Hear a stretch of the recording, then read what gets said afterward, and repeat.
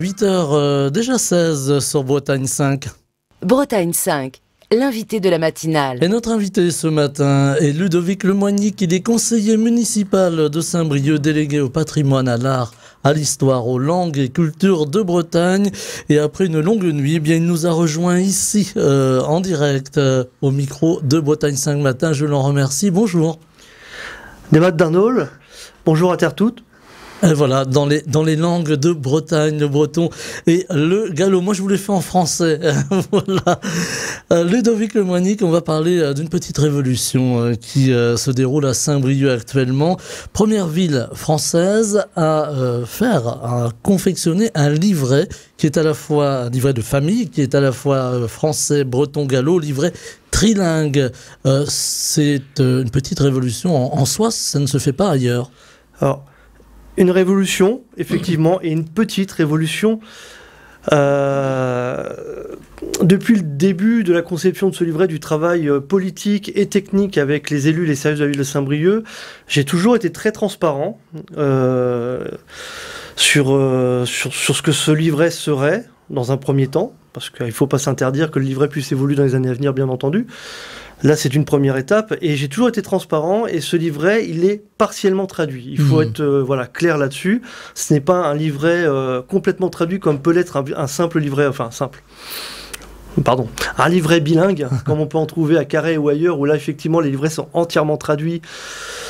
Mais là, Saint-Brieuc, on a ce choix politique depuis 3 ans, ce choix politique du trilinguisme. Donc de la parité pour le breton et pour le gallo. Ce trilinguisme, il implique des choix, il implique des contraintes, malheureusement. Et la contrainte, c'était qu'on ne pouvait pas faire un livret de famille de 40 pages. Donc il a fallu le traduire, mais seulement partiellement. On vous l'a reproché, ça ?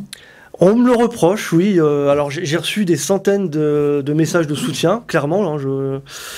Des gens qui sont très contents de cette petite évolution. Alors peut-être pas révolution du coup, mais évolution en tout cas. J'ai reçu aussi quelques messages, moi à la mairie de Saint-Brieuc, nous avons reçu des messages de gens mécontents, alors, qui estiment que c'est folklorique, que c'est une mesurette, que c'est un recul pour le breton. Alors un recul, il faudra m'expliquer dans le sens où il y a encore 2 jours de ça, le livret de famille briochin, il y avait 0 breton dedans, là on a certes partiellement, mais on a du breton dedans, donc je vois pas en quoi c'est un recul, je vois pas en quoi le breton perd. Le breton a gagné à Saint-Brieuc, et bon, là on parle du livret de famille, mais il a gagné aussi sur beaucoup d'autres sujets, et le gallo aussi, puisque c'est notre politique, et c'est vrai que on est, à ma connaissance, la seule grande commune de Bretagne à avoir cette politique trilingue. Donc ça inclut forcément des contraintes, des essais aussi, parce que concevoir un livret trilingue, c'est unique en France, vous l'avez dit. C'est le premier livret en plus avec du gallo en Bretagne. Donc forcément, il y a des tâtonnements, il y a des choix qui doivent être faits, voilà. Un livret qui sera forcément évolutif. Pour moi, il sera évolutif. C'est une première étape, faut le voir comme ça. C'est pas un objet définitif. Tous les 2-3 ans à peu près, on refait le plein de livrets. Rien ne nous empêche, dans 2-3 ans, d'avoir un livret qui sera encore plus complet. Pourquoi pas ? Là, pour l'instant, c'est vraiment le côté technique et juridique avec ces 40 pages limitatives, on pourrait le dire. Tout à fait. Après, je peux ajouter qu'il y a quand même ces petites forces, ce livret, mine de rien. Il faut quand même savoir que la plupart des livrets de famille qui sont délivrés en Bretagne le sont à la demande. Donc, c'est-à-dire que dans des villes comme Lorient, etc., ça va être quelques dizaines de livrets qui vont être donnés à des gens qui vont en faire la demande, donc, principalement quand même des militants, des gens qui parlent déjà éventuellement la langue. Donc, accuser le livret briochin d'être folklorique alors qu'il va être quand même distribué à plus d'1 millier de foyers par an. Donc, c'est-à-dire que là, pour les 3 ans de mandat qui me restent, c'est 3000 foyers qui vont être touchés. Donc, autant de pères, de mères, d'enfants qui vont avoir du breton et du gallo à la maison, eux qui n'en avaient pas jusqu'ici. Je pense que c'est comme une avancée, ouais. Voilà, donc c'était aussi le petit coup de gueule ce matin de Ludovic Lemoignic. On parlait de cette politique volontariste de Saint-Brieuc autour des langues de Bretagne, donc du breton et du gallo. Ici en terre galaise, puisqu'on parle le gallo à Saint-Brieuc essentiellement, même si le breton y a toujours été plus ou moins présent. Il y a eu ce premier geste fort de l'implantation des pancartes d'entrée de ville et de sortie de ville dans les 3 langues, le breton, le gallo, le français. Oui, parce que, comme j'ai dit, donc nous avons cette politique volontariste à Saint-Brieuc, mais elle n'est pas arrivée de nulle part. En fait, c'est une connaissance fine du territoire et de sa sociologie. Saint-Brieuc, c'est une terre où le breton et le gallo se sont de tout temps côtoyés. Aujourd'hui, il y a des Bretonnants à Saint-Brieuc, dans le pays de Saint-Brieuc. D'ailleurs, entre guillemets, il y a plus de Bretons dans le pays de Saint-Brieuc que dans le pays de Vannes. C'est un petit détail qu'il faut quand même connaître. Et nous avons aussi de très nombreux Galaisans. Et tenant compte donc de cette sociologie existante, il fallait forcément que nous travaillions à la fois sur le gallo et sur le breton à Saint-Brieuc. C'était une évidence dès le départ. On sent depuis quelques années, on va dire, qu'il y a une forme... Alors, je ne sais pas si on peut parler de lutte, de concurrence entre le breton et le gallo. Est-ce que c'est quelque chose qui est dommageable pour les langues ? C'est dommageable pour nos deux langues, en fait, effectivement. Que s'attaquer au breton ou s'attaquer au gallo, c'est préjudiciable pour les deux, au final. Et alors, heureusement, c'est le fait d'une minorité. Hein. Je pense qu'il faut aussi... faut pas non plus être alarmiste. Hein. C'est le fait d'une minorité. Moi, je le constate à Saint-Brieuc, la majorité des militants travaillent pour l'une ou pour l'autre langue, ou pour les deux langues en même temps. Il faut savoir quand même que beaucoup de Galaisans sont aussi des Bretonnants. Je connais quelques Galaisans qui ont été professeurs à Diwan. C'est dommageable, mais en même temps, je pense qu'il faut passer outre à un moment, il faut avancer. On parle de territoire, de frontières linguistiques. Alors moi, c'est un terme qui me gêne énormément, frontières linguistique. Hein. Moi, je parlais de contours géographiques, finalement, des deux langues. Alors, après, c'est un point de vue personnel. Hein. Moi, comme vous le savez, je vous l'ai déjà dit quand je suis venu ici il y a quelques années, je suis arrivé en Bretagne il y a 6 ans avec un regard neuf sur tout ça. Je ne connaissais pas le breton, je ne connaissais pas le gallo, je ne connaissais même pas ce que c'était la Bretagne. J'en avais entendu parler. Vous êtes bien rattrapé, hein? Ah ben, en 6 ans, je pense oui quand même. J'ai découvert la Bretagne, j'ai découvert que j'étais breton il y a 6 ans. Donc j'ai dû tout apprendre, tout réapprendre en fait ce qu'était, qui j'étais réellement. Et pour moi, c'était cette évidence-là, en fait, finalement, de côtoyer dès le départ des Bretonnants, des Galaisans, et de me dire, ok, bon, bah, j'arrive en Bretagne, il y a 2 langues, il y a le breton, il y a le gallo. C'est comme ça. Par contre, que dans l'ouest de la Bretagne, on parle le breton uniquement, et le français évidemment, mais ça c'est un autre sujet, mais qu'on parle le breton uniquement, ça me paraît tout à fait aller de soi, je n'ai aucun problème là-dessus. Par contre, pour la partie est, je réfute toute petite guerre en fait entre breton et gallo. Je pense que le breton a sa place partout en Bretagne, puisqu'aujourd'hui on a des écoles d'Iwan ou des écoles bilingues publiques qui sont ouvertes de Rennes jusqu'à Brest, en passant par Carhaix, en passant par Fougères, etc. Enfin toutes les communes en tout cas de Bretagne. Donc le breton a sa place absolument partout. Mais sur le territoire où le gallo est la langue, on va dire, historique, il a aussi sa place. Les deux langues, en fait, ont leur place. C'est ce choix que nous avons fait à Saint-Brieuc, finalement. Et je pense que des communes comme Lamballe ou d'autres communes comme Rennes, par exemple, aussi, qui malheureusement fait majoritairement le choix du breton. Alors, entendons-nous bien, je dis pas malheureusement, parce que le breton c'est pas bien Rennes. Non. Soyons très clairs, le breton c'est excellent à Rennes. Surtout que Rennes aujourd'hui est une des villes qui comporte le plus de bretons de Bretagne. Donc ce serait dommage que la ville de Rennes ne promeuve pas le breton. Mais le gallo, il y a aussi sa place à part égale en fait. Et comme nous l'avons fait à Saint-Brieuc, alors à Saint-Brieuc, la charte du breton était déjà signée quand je suis arrivé, mais si elle n'avait pas été signée, j'aurais signé la charte du gallo et la charte du breton en même temps. Et je ne comprends pas que certaines communes signent la charte du breton, comme Rennes par exemple, et patinent un petit peu, rament un petit peu pour signer la charte du gallo. Ça devrait se faire naturellement. Alors on voit beaucoup d'attaques vis-à-vis des langues sur les réseaux sociaux. Alors tout ce qui se passe sur les réseaux sociaux n'est pas parole d'évangile évidemment, mais on voit beaucoup d'attaques des langues, beaucoup de gens qui disent voilà, c'est un combat d'arrière-garde. Je sens que je vais encore vous mettre en colère, mais c'est un combat d'arrière-garde. C'est le français aujourd'hui.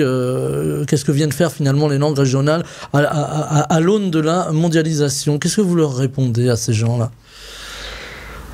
Un Français qui vient me dire qu'on ne devrait pas parler le breton en Bretagne, j'ai envie de lui dire, dans ce cas-là, parlez anglais. Puisque si on est à l'heure de la mondialisation, le français, une petite langue parlée par 400 millions de personnes dans le monde à tout casser, alors que l'anglais est parlé par plusieurs milliards de personnes. Arrêtez le français, ça sert à rien. Non, une langue, c'est l'âme d'un peuple. Ou des langues, en l'occurrence, pour la Bretagne. Et c'est peut-être ça, en fait, le premier achoppement, c'est qu'en France, on ne reconnaît pas les peuples. On a des peuples en France. La République française est constituée de plusieurs peuples. Le peuple corse, le peuple breton, le peuple basque. Et ces peuples-là ont le droit d'avoir leur âme, d'avoir leur identité, d'avoir leur langue au sein de la République. C'est pas un danger pour la République. Oui, c'est souvent perçu comme tel, finalement. Oui, mais non, du tout. Le vrai danger pour la République, finalement, c'est de vouloir mettre des frontières, en fait, des murs entre nous. Que la République intègre ces peuples, qu'elle les intègre pleinement, avec leur langue, leur culture, leur histoire. Et la République s'en sortira grandie, j'en suis convaincu. Il n'y a pas d'opposition finalement entre la République, la France, l'État central et les régions françaises. La seule opposition, c'est celle qu'on s'invente. C'est celle que certains technocrates à Paris s'inventent finalement. Alors, la Bretagne, bon, c'est une région qui a été un peu amputée, en tout cas de son 5e département. On en a longuement parlé ici. Je connais, voilà, vous arborez. Les auditeurs peuvent pas le voir, mais enfin ils pourront le voir sur la vidéo. Ce t-shirt Braise 5 sur 5 avec les 5 départements historiques bretons. Est-ce que c'est un point de départ pour aller vers peut-être plus tard ce dont on parle beaucoup actuellement, c'est-à-dire l'autonomie? C'est un préalable. On peut pas, la Bretagne ne peut pas être autonome si elle n'est pas réunifiée préalablement. C'est incontournable. Et dans le même esprit que l'autonomie, ça va dans le sens de l'histoire. On y arrivera, je n'en doute pas. Le chemin est long, il est difficile. Peut-être qu'il sera plus court qu'on ne l'espère ou qu'on ne le croit, on verra. Soyons optimistes. Il faut une volonté politique, finalement. Il faut une volonté politique, mais ça, je crois que c'est ce qui nous manque, en fait. Il y a une volonté populaire. On le voit dans les sondages et les manifestations. Je veux dire, 70% des Bretons, 70-75% des Bretons sont attachés à leur langue, sont attachés à leur culture, sont attachés à l'intégrité territoriale de la Bretagne, donc avec la Loire-Atlantique. À leur spécificité, finalement. À la spécificité. Par contre, bizarrement, les politiques ne suivent pas. On a une majorité de Bretons qui sont pour toutes ces choses-là, mais les politiques ne suivent pas. Ou alors du bout des lèvres. Moi, quand j'entends un président de région, je vais pas me faire des amis là sur ce coup-là, mais quand j'entends un président de région parler d'autonomie aussi mollement qu'il le fait, j'y crois pas. Ça n'avancera pas, c'est pas possible. On peut pas aller vers l'autonomie avec quelques belles paroles comme ça. Qu'est-ce qu'il faudrait faire finalement? Il faudrait que le président de région, Loïc Chenet-Girard, peut-être nous écoute-t-il, s'implique plus dans l'autonomie, se fasse un peu plus violence, si vous me permettez le terme. Complètement, oui. Il faudrait vraiment qu'il se fasse un petit peu plus violence.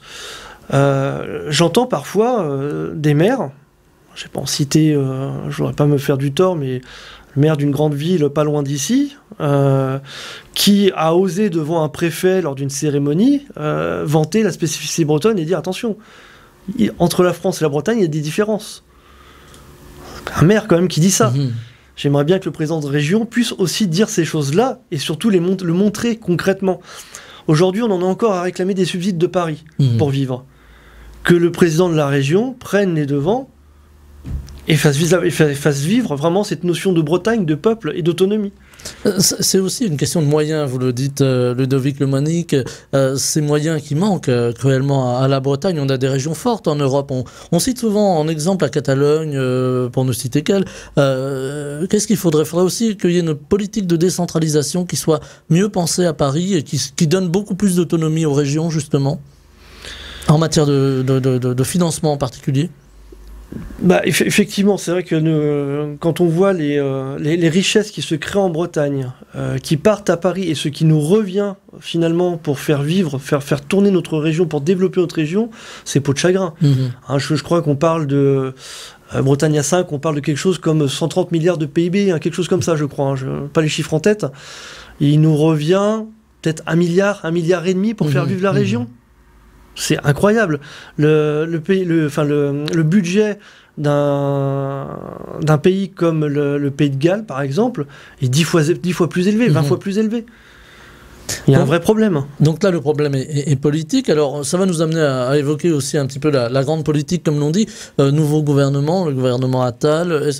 Bon, voilà, on a entendu un peu la feuille de route du président aussi à la télévision avant-hier lors de sa conférence de presse. Est-ce que vous en attendez quelque chose, finalement? Je peux être tout à fait franc? Soyez tout à fait franc. Ça m'en touche une sans faire bouger l'autre. Je suis désolé de le dire. Vous citez Chirac. C'est vraiment, mais Alors, déjà d'une, en tant que Breton, honnêtement, ce qui se passe à Paris, ça me... Voilà. Tant que ça ne ramène rien à nous, la Bretagne, je vois pas d'intérêt. Voilà, Paris, c'est Paris. Après, le gouvernement Macron, je n'en pense pas moins. Je suis je suis un homme de gauche. Alors je sais qu'aujourd'hui... Vous êtes militant UDB, hein, je précise. C'est ça, je suis militant UDB, je suis profondément ancré à gauche. Je sais qu'aujourd'hui, les termes de gauche-droite, ça peut paraître désuet, mais moi j'y tiens. C'est révélateur de principes, de valeurs. Et aujourd'hui, on a un gouvernement qui a toujours été, mais qui se réaffirme bien de droite. Donc moi, ça me... Voilà. On a une situation ici en Bretagne, comme partout en France d'ailleurs, mais peut-être on va se concentrer évidemment sur notre région, qui n'est pas simple. On voit aujourd'hui une résurgence de vieille haine. On a vu ce qui s'est passé à Callac et on vient de voir récemment ce qui a suscité énormément de commentaires sur les réseaux sociaux. Cette une du peuple breton. Alors j'en parle ce matin parce que je le disais à l'instant, vous êtes Ludovic Lemoigny, qui est également militant UDB. Le peuple breton, c'est aussi le magazine de l'UDB, 60 ans aujourd'hui, ce magazine, et cette une avec ce petit garçon métis qui tient à Gwenadu le drapeau breton, qui a suscité tant de commentaires, tant de haine. Est-ce que ça vous a surpris? Est-ce que ça vous a blessé? Est-ce que ça vous a mis en colère? Surpris, non. Alors, on s'attendait pas à un tel déferlement non plus, enfin, honnêtement, pas à ce point-là en tout cas, mais donc pas surpris, pas plus que ça. En colère, oui, très en colère. Ce gamin, ça aurait pu être moi. Enfin, je veux dire, je sais que là, encore une fois, je reprends mon passé, mais je suis né en Seine-et-Marne, hein, vous savez, en région parisienne. Ah, j'ai en fâché beaucoup là des militants bretons. Mon nom de famille, c'est Lemoigny, certes, donc un nom bien breton, ancré dans le Morbihan, mais je suis né en Seine-et-Marne, en région parisienne. Je suis arrivé ici il y a 6 ans. Ce petit gamin, ça aurait pu être moi. Ça aurait pu être moi. Sauf qu'on n'aurait rien dit. J'aurais pas été breton plus que ça aux yeux de certains d'autres, parce que je suis né en région parisienne, mais on n'aurait rien dit. Pourquoi? Parce que je suis blanc. Il a fallu que ce gamin soit métis pour que tout le monde se déchaîne. C'est complètement hypocrite, finalement. Et pourtant, la Bretagne est une terre d'accueil. On accueille volontiers ceux qui viennent d'ailleurs. Et on est voyageurs aussi. Hein. C'est pas un cliché, c'est pas une légende. Les Bretons ont toujours aimé découvrir les terres autour d'eux, les pays autour d'eux. Ce déchaînement de violence, il est dû à un climat particulier qu'on a actuellement en France, en Bretagne. Alors, faut remettre bien les choses dans le contexte. Quand on regarde quand même la provenance des commentaires haineux, ce sont beaucoup de nationalistes français. Très très peu de nationalistes bretons. Quasiment aucun même d'ailleurs. Ce sont énormément de nationalistes français qui ont mis des commentaires racistes. Et aujourd'hui, je sais qu'il existe des groupuscules, et voire même des partis entre guillemets d'extrême droite bretons, enfin qui se disent bretons, coucou le PNB. Mais pour moi, tout ça, ce sont des agents de la France, clairement. Enfin, je veux dire, ces gens-là ne font que le jeu de l'extrême droite française. Je sais qu'ils s'en défendent, hein, mais non, c'est l'extrême droite française qui cherche en fait à s'implanter en Bretagne. Ils n'y arrivent pas. Ça fait des décennies que l'extrême droite n'arrive pas à s'installer en Bretagne. Ils n'ont pas d'élus ici. Même à Saint-Brieuc, ils avaient 2 élus au conseil municipal, on les a virés. Il n'y a pas d'élus extrême droite en Bretagne. Donc comme ils voient qu'ils n'arrivent pas à s'implanter, qu'est-ce qu'ils font? Ils essayent du coup de s'immiscer dans le mouvement breton. Mais ils n'y arriveront pas plus. Ils n'y arriveront pas plus. On voit justement une progression, par exemple, du Rassemblement national en Bretagne à chaque élection. Est-ce que c'est quelque chose qui vous inquiète, en particulier avec les élections à venir, le 9 juin, les européennes? Est-ce que c'est quelque chose qui... Voilà, est-ce que vous suivez attentivement ces choses-là, cette progression-là? Je la suis, oui, parce que c'est quand même inquiétant. Voir des Bretons qui votent pour un parti d'extrême droite nationaliste français qui s'oppose systématiquement à toute avancée pour la Bretagne, il y a de quoi se poser des questions quand même. Et puis cette montée, elle induit quand même des choses. Vous avez les commentaires pour la une du peuple breton, mais on peut aussi parler à Saint-Brieuc de ce qui s'est passé. Des tags racistes en pleine ville, des collages d'affiches néo-nazis en pleine ville, du jamais vu à Saint-Brieuc, enfin du jamais vu depuis l'occupation nazie. Des attaques aussi, parce que bon, j'entends souvent l'extrême droite dire oui, mais vous savez... vous nous accusez de mots, mais il n'y a pas d'acte derrière, inquiétez-vous plutôt du terrorisme. Mais l'extrême droite aussi, c'est le terrorisme. Quand on voit qu'ils sont quand même capables de fracasser la porte d'un local associatif à Saint-Brieuc, de blesser 3 personnes, Et je ne comprends pas que la justice ne bouge pas plus que ça à ce niveau-là. On est quand même face à une attaque d'un local, des blessés. Ça a à peine fait une manchette dans le journal. On en a parlé ici justement de cette attaque. Il s'est fondé aussi à Saint-Brieuc un comité de vigilance, de défense aussi. J'en fais partie. Et vous en faites partie, c'est là où je voulais en venir. Et votre collègue qui est juste à côté, qu'on ne voit pas à la caméra, qui ne parle pas au micro, mais qui est là. Justement, Ludovic Lemagny, est-ce qu'il y avait urgence à répondre à ces actes-là ? Oui. Aujourd'hui, l'extrême droite essaye de prendre la rue, clairement. Ils essayent d'être de plus en plus présents, des autocollants, des tags, des attaques. L'attaque du local, mais il y a aussi l'attaque du festival Solidarité à Saint-Brieuc, qui réunissait des familles. Des militants sont arrivés quand même armés avec des barres de fer, etc., des poings américains. Donc il y a eu ces attaques. Donc oui, il est nécessaire aujourd'hui qu'on réoccupe le terrain en fait face à cette extrême droite. Ouais. Il y a une inquiétude autour de ça quand même, de cette violence. Quand on a des blessés et même des tentatives d'assassinat, rappelons le maire quand même de Saint-Brévin-les-Pins, pareil, c'est quelque chose quand même qui n'a pas été suffisamment qualifié à mon sens. On parle de sa voiture qui a été brûlée. C'est quand même la voiture qui a été brûlée le long de sa maison. Sa maison a commencé à brûler, avec sa famille dedans. C'est une tentative d'assassinat contre un élu et sa famille. Ce n'est pas anodin. Et tout ça, c'est dû à cette poussée de l'extrême droite, à cette espèce de montée de la haine qui existe aujourd'hui. Alors, la montée de la haine et de cette extrême droite, on l'impute évidemment à ces groupuscules qui déstabilisent finalement beaucoup de choses et se battent contre les forces de gauche. Est-ce que les forces de gauche, justement, n'ont pas une part de responsabilité ? On le dit souvent, en ne s'étant peut-être pas emparés de certains sujets peut-être plus sociaux qu'ils ont laissés finalement à l'extrême droite. Je suis complètement d'accord. Quand la majorité régionale de gauche ferme et ne rouvre pas la ligne de train en Centre-Bretagne, c'est tout le Crest-Brest qui est abandonné, qui est laissé à l'extrême droite. Quand la majorité départementale actuelle du conseil départemental des Côtes-d'Armor ferme un collège rural, c'est un territoire qui est abandonné à l'extrême droite. Le collège de Corlay. Le collège de Corlay, on en a parlé beaucoup sur cette antenne. Justement, ça laisse de la place. Comment reconquérir cette place ? Comment la gauche ou les partis régionalistes comme l'UDB peuvent reconquérir le terrain ? Il faut qu'on sorte un petit peu de nos locaux et de nos villes, parce qu'on est quand même des partis, je pense, assez urbains finalement, et qu'on retourne dans ces campagnes-là, qu'on se les réapproprie et qu'on les aide surtout, qu'on tienne nos promesses. Je reviens sur la ligne Saint-Brieuc-Auray. Elle a été fermée quand même temporairement à l'époque. Je répète un peu les faits. Elle a été fermée temporairement à l'époque. C'était pour l'agrandissement du pont de la Rocade de Loudéac. Et voilà, on fait les travaux, donc on doit fermer la ligne temporairement, le temps de faire les travaux. Avec la promesse à l'époque de rouvrir cette ligne-là. On a mis un bus, on n'a jamais rouvert la ligne. Donc peut-être déjà commencer à tenir les promesses que la gauche fait.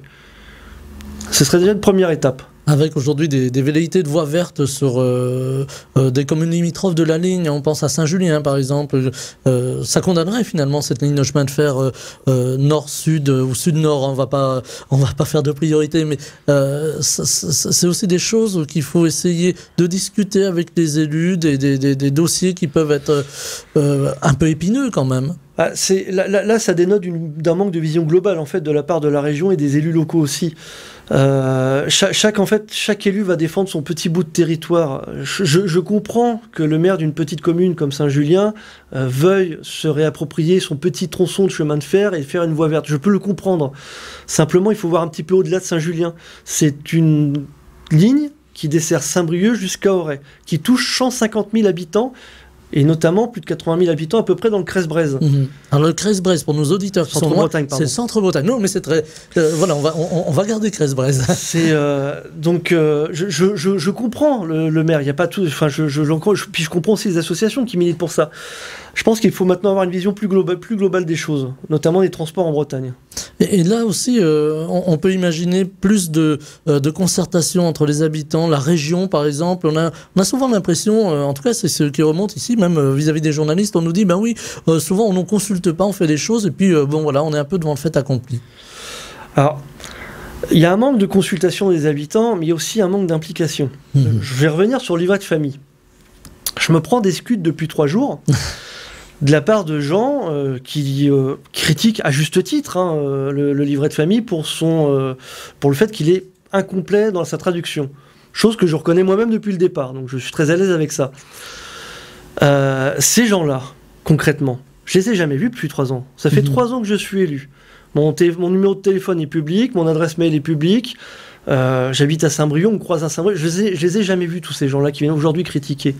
Pourquoi ils ne sont pas venus pendant ces 3 ans pour donner un coup de main pour ce livret de famille, pour faire avancer, pour créer une demande sociale sur le livret de famille ou sur d'autres sujets.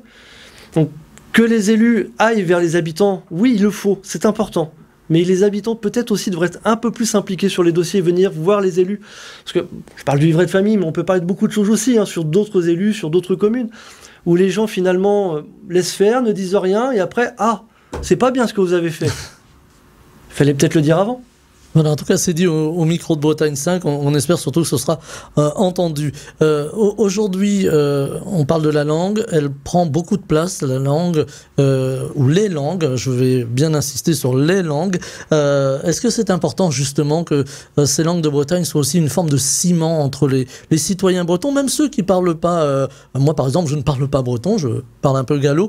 Est-ce que c'est important que ça fasse un petit peu ce ciment entre les habitants de Bretagne ? C'est ce qui nous lie, ouais. En fait, quelqu'un disait, la Bretagne n'a pas de papier. Et finalement, ce que nous avons, c'est une culture, c'est une histoire, et ce sont des langues. Et tout ça, c'est ce qui nous lie. Donc c'est important de continuer à les défendre, et plus que les défendre, surtout de les faire vivre, de les développer. Aujourd'hui, on a 400 000 locuteurs à peu près du breton et du gallo sur plus de 4 millions d'habitants en Bretagne. Il faut absolument que ce soit plus que ça. On voit beaucoup de jeunes qui arrivent aux langues, alors là encore, je dis aux langues, qui découvrent, qui ne sont pas forcément bretons. Est-ce que ça fonde un espoir pour la suite ? Oui, je pense que oui. J'en suis le parfait exemple. On peut me critiquer autant qu'on veut, mais je me suis mis au cours de gallo il y a maintenant plus de 2 ans. Je vais me mettre au cours de breton. Je vais suivre la méthode Tadamam pour les jeunes parents, parce qu'on est parents d'une petite fille que nous allons mettre d'ailleurs à Diwan. Elle avait sa place à l'école Diwan de Saint-Brieuc bien avant qu'elle soit née. C'était une décision commune avec mon épouse. Donc on va suivre des cours de breton et notre fille va apprendre le breton. Et donc oui, c'est important. Ouais. Voilà, donc c'est un parcours classique des Bretons finalement, ou de ceux qui sont venus ou revenus en Bretagne. Diwan, c'est important, ce sont les écoles qui enseignent le breton, et je crois qu'il va se passer quelque chose dans quelques jours. Oui, le 3 février, on se retrouve tous à Saint-Brieuc pour poser une question essentielle. Le département des Côtes-d'Armor parle-t-il toujours le breton ? C'est une très très bonne question. Et je voudrais que le 3 février à 14h, on soit des milliers devant la gare de Saint-Brieuc pour manifester, pour poser cette question tous ensemble au département des Côtes-d'Armor. Voilà la question. Parle-t-on encore breton en Côtes-d'Armor ? Le 3 février, donc, à Saint-Brieuc, devant la gare, c'est ça c'est ça, à 14h devant la gare. Le rassemblement, voilà, il fallait que l'on en parle ce matin. Merci infiniment, Ludovic Lemoignic, d'avoir été avec nous ce matin. Je rappelle que vous êtes conseiller municipal de Saint-Brieuc, délégué au patrimoine, à l'art, à l'histoire, aux langues et cultures, au pluriel de Bretagne. Et puis, bien entendu, militant UDB aussi, il fallait le préciser. Merci infiniment d'avoir été avec nous en direct au micro de la matinale de Bretagne 5. Très belle journée. Avec grand plaisir. Au revoir. Bretagne 5 matin, Stéphane Hamon.